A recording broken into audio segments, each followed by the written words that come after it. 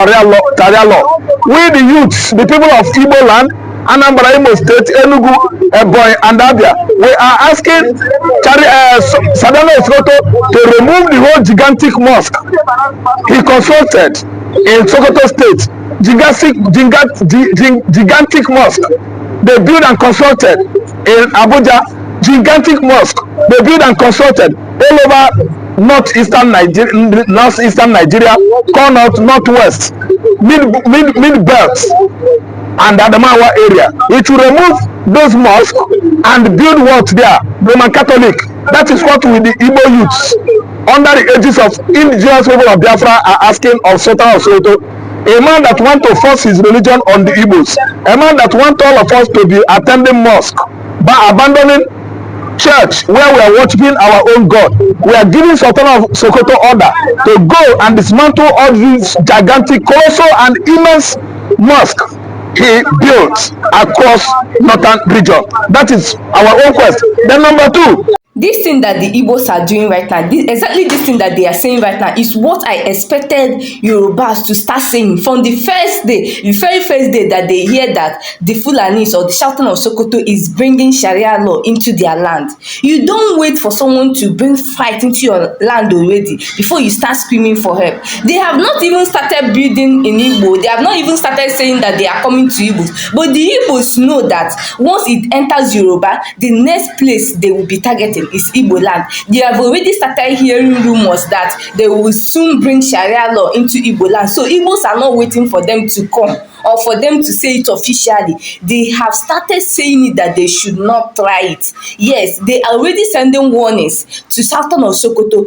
You don't wait until someone, it is only a tree that they said that they will cut down and this tree will remain there. No, some people say that the best form of defense is attack. You start speaking out immediately, even if they say it as a joke. Yorubas had to wait until they started meaning it. In fact, they started sending official letter before some of them, even few of them, start speaking out. But Igbo started right now that they are even hearing it as a rumor to say that they should not try it. You know, Igbos now, they hardly take anything like any rubbish thing. Like they started saying it right now that they should not try it. This interview that you're about to watch, you will see how so many Igbos stand their ground on this thing. They say that Igbos do not have leaders, that the youth are the leaders that they have. That means they are not even waiting for any Igwe or for any king to come and say, we do not want Sharia in our land. They are saying it that themselves, that they do not want. Watch this interview and see how it goes. After building the biggest mosque in Ofiko, Fulanis are now demanding we want Sharia law in southeastern part of Nigeria. The way Sultan has commanded Sharia law to commence in Yoruba land. Mr. Raf, what has the Igbo leaders gotten themselves into? We don't need Igbo leaders. There are no Igbo leaders. What we have are Igbo political leaders that are errand boys to their Fulani masters. So we don't have Igbo leaders. The Igbo leaders are the youth. The Igbo leader, as I'm talking to you now, one person that is Igbo leader is nnamdi Kanu. The only person that is speaking for the Igbos. And federal government of Nigeria under Fulani leadership of Muhammad Buhari has incarcerated him since he was illegally renditioned from Nairobi, Kenya. No Igbo leaders. Igbo leaders are those ones that are going errand for their Fulani masters. And for Sultan of Sokoto to be asking and giving order to build mosque, biggest one in the southeast, and install Sharia court in the southeast and Sharia law. We the youths, the people of Igbo land, Anambra, Imo State, Enugu, Ebonyi, and Abia, we are asking Sadano SOKOTO to remove the whole gigantic mosque he constructed in Sokoto State. Gigantic mosque they built and constructed in Abuja. Gigantic mosque they built and constructed all over northeastern Nigeria,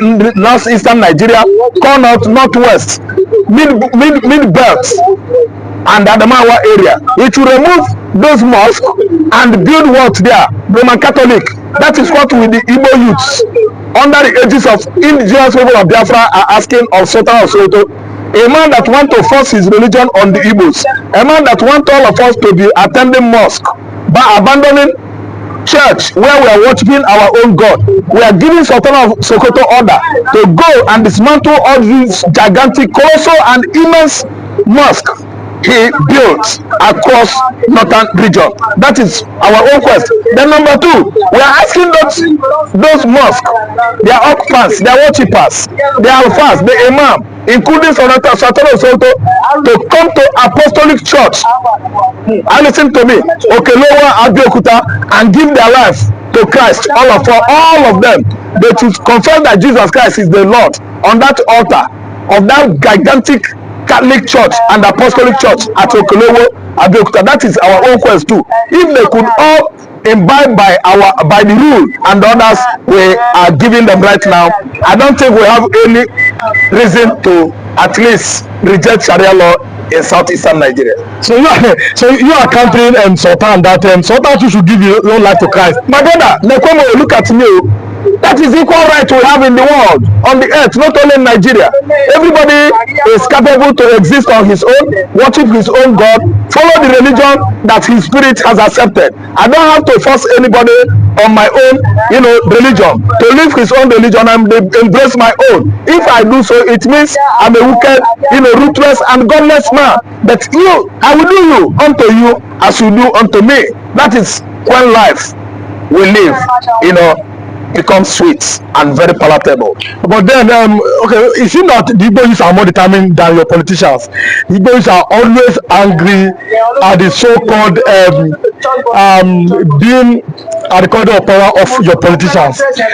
The politicians always seem to play to the rules of them, these Fulani oligarchies. What is your message of fellow Igbo youth concerning this current trending happenings now in Ebonyi? Same thing is happening now in Ika, not in Delta. They are killing in Ika. They have invaded the local government from where Ifeanyi Okowa comes from. Ifeanyi Okowa is from Abo, but his own local government has been insensately subjected to Fulani headers attack. They rape their women, they kill their farmers, they come in the town, kidnap all their people. That is what is going on in the Ika North now. And the Igbo and the Gongo community in Oyo State and Osun State are not left out. The farmers over there has been disallowed in their great numbers by the Fulani headers. That is what is going on now. Then in Igbo land as well, the youths are not relenting.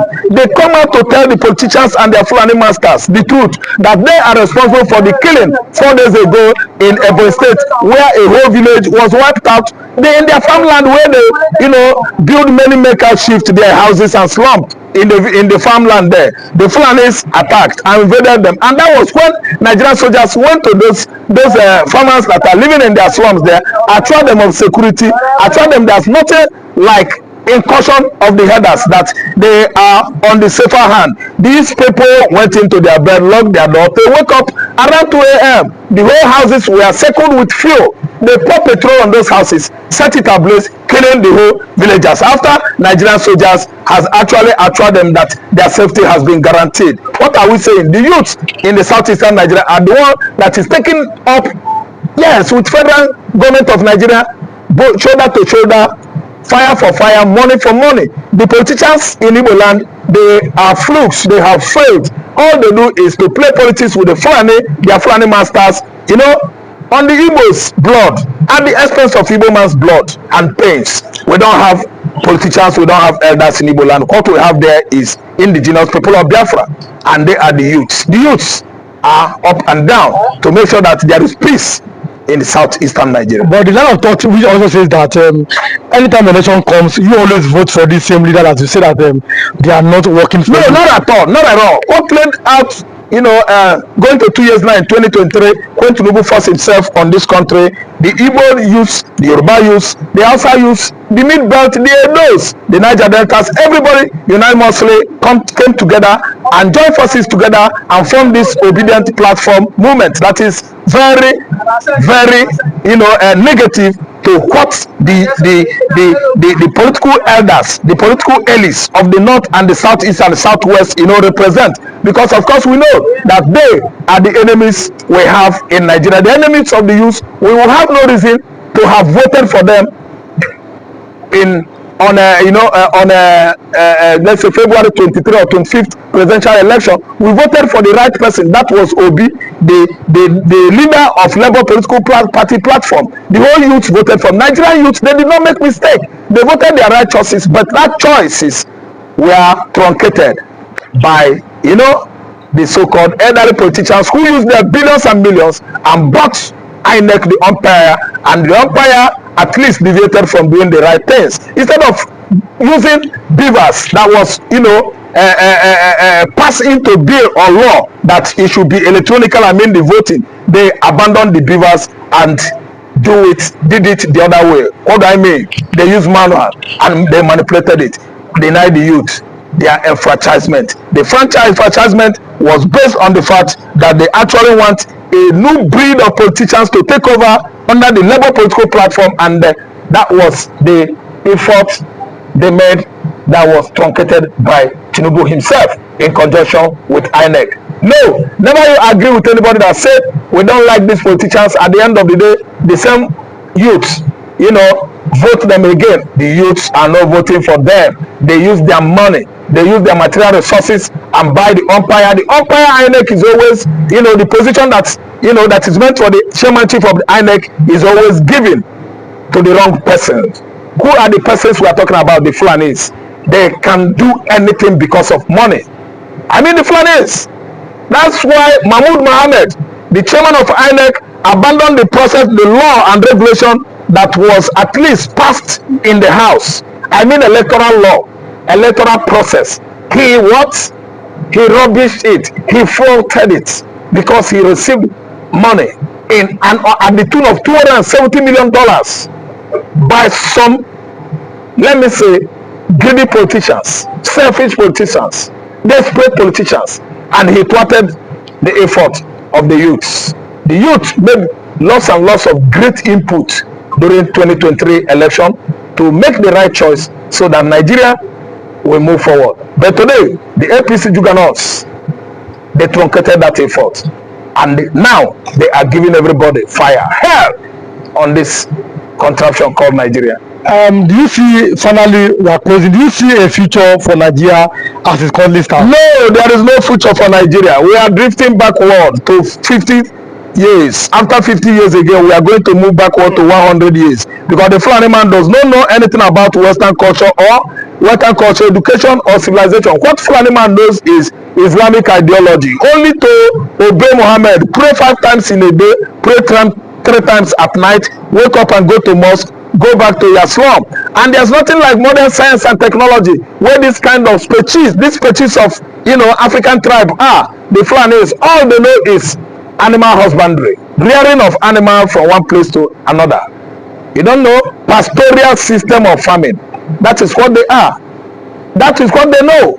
And that's why Nigeria can never move forward, because they have come and seized Nigeria, and other local tribes in Nigeria, they have bought with their money and initiated them into such political dynasty that belong to them, that has been running for over how many years in Nigeria now. No tribe in Hausa, no tribe in Igbo and Yoruba that could understand the music we are playing. They have all been deceived. Nigeria. I've heard it, guys. I hope that the Fulanis or the Sultan of Sokoto watch this video and know that you cannot force your own religion on people. Everybody, there is freedom of worship, there is freedom of association. An Igbo person that says he wants to do Sharia, he can go there in the north and join them, not bringing it down to east or anywhere else. Yorubas might accept it too, but the Igbos cannot accept it. That I know. It will be very, very tough on them. So I do not know, because more of this is going to come. I am very sure, because this one that it has entered Igbo people here, they are not going to shut up until the whole issue dies down. That is Igbos for you. So guys, what do you have to say concerning this interview, or what this man has to